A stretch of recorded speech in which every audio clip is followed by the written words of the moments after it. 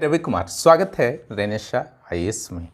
चलिए, झारखंड के अलग अलग आयोग से संबंधित अलग अलग परीक्षाओं से संबंधित कुछ अपडेट्स आ रहे थे, वैकेंसी के संबंध में कुछ अपडेट्स आ रहे थे, उसी पर आज चर्चा करनी है। तो सबसे पहले चर्चा की जाए झारखंड के माननीय मंत्री श्री आलमगीर आलम की। उन्हें जब एक निजी कार्यक्रम के दौरान कुछ पत्रकारों के द्वारा पूछा गया कि सरकार के द्वारा जो वादा किया गया था कि 2021 नियुक्ति वर्ष होगा, उसमें 6 माह से अधिक बीत चुके हैं, तो क्या संभव है कि यह नियुक्ति वर्ष के रूप में मनाया जाएगा, युवाओं को रोजगार प्राप्त हो पाएगा? तो फिर से गोलमटोल जवाब मिला है। उन्होंने सिंपल सा कहा कि सरकार ने निश्चित रूप से दिसंबर 2020 में 2021 को नियुक्ति वर्ष घोषित किया था, लेकिन कोरोना के दूसरे लहर ने पूरी तरह से प्लान को चौपट कर दिया। और साथ ही उन्होंने कहा कि जीवन और जीविका दोनों जरूरी है, लेकिन पहले जीवन जरूरी है, इसलिए हम लोगों ने जीवन बचाने का कार्य किया। जीविका जीवन रहेगा तब ही मिल पाएगा। अगले 6 महीने की योजना के बारे में पूछने पर उन्होंने यही कहा कि सरकार 6 महीने में नियुक्तियों को पूरा करेगी। जो भी वादा किया गया है कि नियुक्ति वर्ष होगा, निश्चित रूप से नियुक्ति वर्ष होगा, लेकिन साथ ही उन्होंने यह भी शर्त जोड़ दिया कि अगर कोरोना का तीसरा लहर नहीं आता है तो, यानी कि सिंपल से आप समझ लीजिए, कोरोना का तीसरा लहर आता है तो फिर से सरकार जो है कोरोना के तीसरे लहर को रोकने को ज़्यादा प्राथमिकता देगी। नियुक्तियां हो सकती हैं कि नियुक्ति वैकेंसी थोड़ी सी और लेट हो जाए। निश्चित रूप से कोरोना की दूसरी लहर ने प्रभावित किया था। और अगर एग्जाम्स की बात की जाए तो अन्य राज्यों के साथ साथ आप देखते हैं कि यूपीएससी का प्रारंभिक परीक्षा भी अक्टूबर चला गया, 10 अक्टूबर को। तो एक सामान्य सी बात थी कि जैसा दूसरा लहर जिस खतरनाक रूप को उस लहर ने लिया था, तो उस दौरान किसी भी एग्जाम के आयोजन की संभावना तो नहीं थी। लेकिन दूसरे राज्यों में एक चीज़ देखा गया कि उन राज्यों ने वैकेंसी को निकालना जारी रखा, ठीक है, और यहाँ पर वैकेंसी भी नहीं निकल पाए। वहाँ रिक्तियाँ जब निकली दूसरे राज्यों में, तो अब जब भी माहौल नॉर्मल होगा तो निश्चित रूप से एग्ज़ाम फटाफट आयोजन हो जाएगा, क्योंकि नोटिफिकेशंस निकालने का झंझट जो है उन राज्यों के लिए नहीं रह गया था। इस प्रकार राज्य जो भी अड़चन थी नियमावली से, नियुक्ति से रिलेटेड, जिसके कारण कोर्ट में मामले जाते हैं, उन सारे को दूर करके कोरोना काल में कम से कम कार्मिक विभाग के द्वारा इतना तो किया जा सकता था कि सारे अड़चनों को दूर करके सारे वैकेंसी को निकाल दिया जाता। झारखंड में वह भी नहीं किया गया, जिसके कारण युवाओं में एक निराशा का भाव पनपा है। अब जब भी माहौल नॉर्मल होंगे फिर से वैकेंसी आएंगे, 1-1.5 माह भराएंगे, फिर डेट बढ़ेगा, एक्सटेंड होगा, फिर भरे जाएंगे, उसके बाद एग्ज़ाम के डेट्स निकलेंगे। तो कम से कम फर्स्ट राउंड का वर्क जो ऑनलाइन होता है वो घर से भी हो सकता है, मोबाइल से भी हो सकता है। तो एक बहुत ही महत्वपूर्ण जो स्टेज था वैकेंसी भरने का, वह पूरा हो सकता था। कुछ दिन पहले सुप्रीम कोर्ट के द्वारा यह क्लियर कर दिया गया कि 11 गैर अनुसूचित जिलों के संदर्भ में कोई भी याचिका लंबित नहीं है और न ही वहाँ पर किसी तरह के नियुक्ति वैकेंसी से संबंधित रोक है। लेकिन एक ही स्टेट में 11 और 13 के अनुसार वैकेंसी तो निकाला नहीं जा सकता, खास करके नया वैकेंसी। पेपर में यह न्यूज भी आया था कि जेएसएससी सीजीएल की बाधा दूर हुई, लेकिन वास्तव में मेरे विचार से जेएसएससी सीजीएल की बाधा तब तक दूर नहीं होगी जब तक कि उसे क्लियर नहीं कर दिया जाएगा उसके नियमावली को। ओके, आखिर आपको ये भी सोचना होगा कि हाई कोर्ट हो या सुप्रीम कोर्ट हो, 11 जिलों का जो गैर अनुसूचित जिले हैं उनको क्लियर क्यों किया, ठीक है। तो वहाँ पर क्या ऐसा था कि वहाँ पर कोई प्रॉब्लम नहीं हुआ, 13 जिलों में क्या ऐसा था कि प्रॉब्लम हुआ, ठीक है। तो अगर 11 जिलों में जैसा भी सिचुएशन था, जो भी नियमावली थी 11 जिलों के लिए, अगर पूरे राज्य के लिए लागू कर दिया जाता है तो निश्चित रूप से कोर्ट से संबंधित बाधाएं हमेशा के लिए दूर हो जाएंगी। तो वहाँ पर क्या था, तो वहाँ पर था 60% रिजर्वेशन या पहले 50% रिजर्वेशन, और जो 40% जनरल सीट थे वो झारखंड सहित अन्य राज्यों के लिए भी ओपन था। जेएसएससी सीजीएल में आपने कहीं ना कहीं देखा होगा कि एक शर्त लगाई गई थी, झारखंड का स्थानीय निवासी होने का प्रमाण पत्र, जो 2016 के नियोजन नीति पर आधारित था। अगर इस शर्त को केवल हटा लिया जाता है, एक बार फॉर्म को ओपन किया जाता है, तो इसकी सारी बाधाएं जो हैं दूर हो जाएंगी। इसमें और कोई बाधा नहीं है निश्चित रूप से।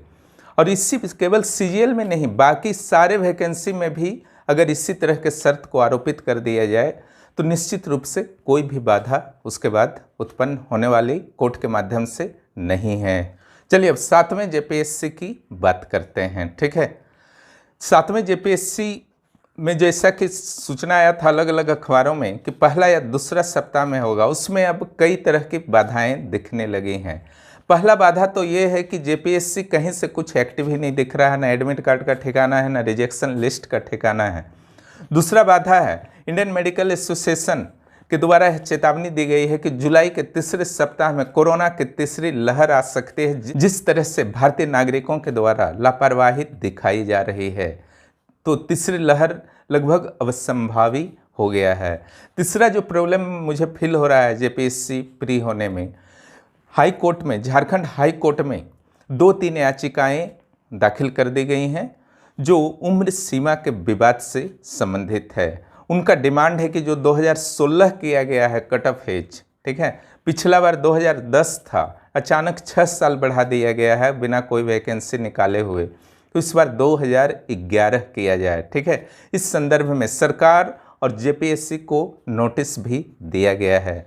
देखिए, अगर टाइम बढ़ता है, मान लीजिए कि टाइम बढ़ता है, तो अपनी तैयारी को अगर जिनका हो गया है बार बार रिवीजन कीजिए, और जिनका नहीं हुआ है प्ले लिस्ट विजिट कीजिए रेनेसा आईएएस यूट्यूब चैनल का। एक एक टॉपिक पर बहुत ही शानदार वीडियोज, नोट्स वगैरह उपलब्ध हैं, तैयारी कीजिए और अपने अच्छे स्कोर को सुनिश्चित कीजिए, क्योंकि जैसे जैसे टाइम बढ़ेगा हताशा भी बहुत लोगों में बढ़ेगा निश्चित रूप से, लेकिन बहुत सारे लोग जो दृढ़ संकल्पी हैं, ठीक है, वो अपने स्कोर को और बेस्ट करेंगे। ठीक है, आपका 5 लाख से तो ऐसे भी तुलना नहीं कि 5 लाख भरा कि 4 लाख भरा। आपका जो कंपटीशन होता है वास्तव में 10-20 हज़ार में ही होता है। जो वास्तव में तैयारी करते हैं वो डेट जब भी हो एग्ज़ाम का, डेट बढ़े या ना बढ़े, उनका निरंतर कंटिन्यूटी के साथ जो है वो तैयारी करते रहते हैं। असली मुकाबला आपका उन्हीं से है।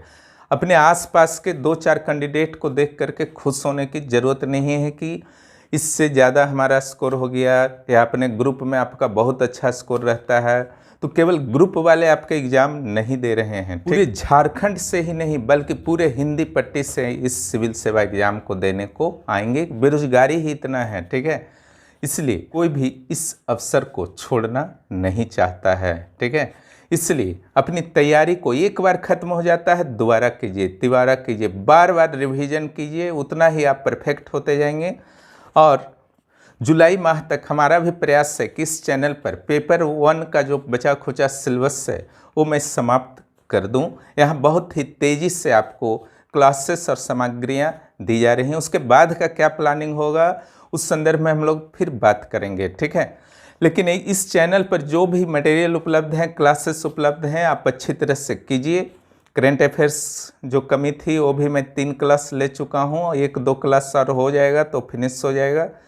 तो जिस तरीके से इस चैनल के माध्यम से मार्गदर्शन किया जा रहा है उसको फॉलो कीजिए। निश्चित रूप से बहुत ही अच्छे स्कोर आप प्रारंभिक परीक्षा में लाने में कामयाब होंगे, क्योंकि वीडियो तो रहेंगे ही चैनल पर, और आपके क्वेश्चन जब भी एग्ज़ाम हो, जब भी क्वेश्चन आएंगे, आप उस सेक्शन के वीडियो में जाइएगा तो आप खुद काउंट कर सकते हैं। मुझे बताने की ज़रूरत नहीं है कि 80 के आसपास जो है इस चैनल के वीडियोस से, सामग्रियों से आए या नहीं आए। ठीक है, वो तो भविष्य के गर्भ में है, वहाँ पर प्रत्यक्ष आप देखेंगे। ठीक है, अभी फ़िलहाल हमारा काम है बता देना आपको क्लियर कि ये चीज़ जो है आपको लाभ हो सकता है।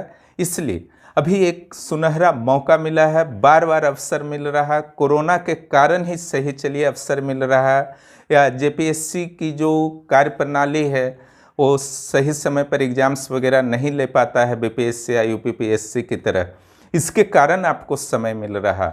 लेकिन फिर अगला राउंड में कब आपको पीटी देने का ये मौका देगा झारखंड राज्य, ये भगवान भी नहीं जानता है। ठीक है, एवरेजली यहाँ का 4 से 5 साल ड्यूरेशन रहता है। अगर आप 30 के हैं तो 35 हो जाएंगे, 25 के हैं तो 30 हो जाएंगे, 35 के हैं तो 40 हो जाएंगे। ठीक है, सारा का सारा सपना खंड खंड हो जाएगा।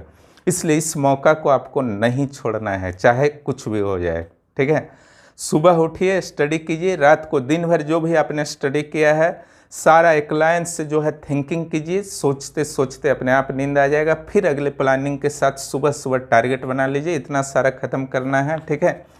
एक एक वीडियो को भी हमारा टारगेट आप कर सकते हैं कि इस वीडियो को जो है आज ख़त्म करना है, ठीक है। तो इससे क्या होगा आपका कि तैयारी होता जाएगा। आप कोई भी गाइड्स वगैरह से पढ़ सकते हैं, कोई दिक्कत नहीं है, लेकिन जेपीएससी का एक विशेष सिलेबस है। जेपीएससी प्रारंभिक परीक्षा का पेपर 1 हो या पेपर 2 हो, अगर सिलेबस वाइज अगर आपको नोट्स और क्लासेस मिल रहे हैं तो उस मौका को मत छोड़िए, वो बहुत ही आसान कर देता है तैयारी करना। एक आपने पढ़ लिया बस, चलो एक गाइड पढ़ लिए, ना सिलेबस से वो मैच कर रहा ना कुछ कर रहा और बहुत सारी कमियां हैं, तो कहीं ना कहीं आप समस्या में पड़ सकते हैं। इसलिए सही रास्ता में जाइए, देर से ही सही आपको पक्का है मंजिल मिलेगा। रास्ता में भटकाव कीजिएगा, जितना भी फास्ट भागिए, मेहनत कीजिए, लेकिन मंजिल की ओर जाइएगा तब ना। जाना है आपको दिल्ली और जा रहे हैं कोलकाता, जितना स्पीड भागना है भाग लीजिए, पहुंचिएगा कोलकाता ही, अपना मंजिल तो नहीं पहुंच पाइएगा। तो बुद्धिमानी से आपको काम लेना है। फिर मिलते हैं अगले क्लास के साथ। आज प्रयास किया जाएगा कि मुगल से पूर्व प्रांतीय राज्य और मुगल काल का भी अगर संभव होता है कुछ पार्ट्स तो उसको देने का, और कल जो मैं कोशिश करने वाला हूँ वह है आर्थिक सुधार और वैश्वीकरण, जहाँ से 2 प्रश्न आने वाले हैं।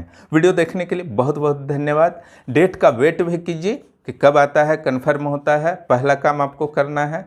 लेकिन उससे ज़्यादा जो ज़रूरी है, अपने स्टडी को इस इन्फॉर्मेशन के भंवर जाल में नहीं फंसने देना है। इन्फॉर्मेशन लीजिए, उसको इन्फॉर्मेशन तक ही रहने दीजिए, और स्टडी कभी भी किसी भी हालत में आपका इफेक्टेड नहीं होना चाहिए, क्योंकि जब डेट आएगा तो एग्ज़ाम में आपका ही स्टडी काम देगा, कितना सेकंड रन होकर के आपने स्टडी किया है।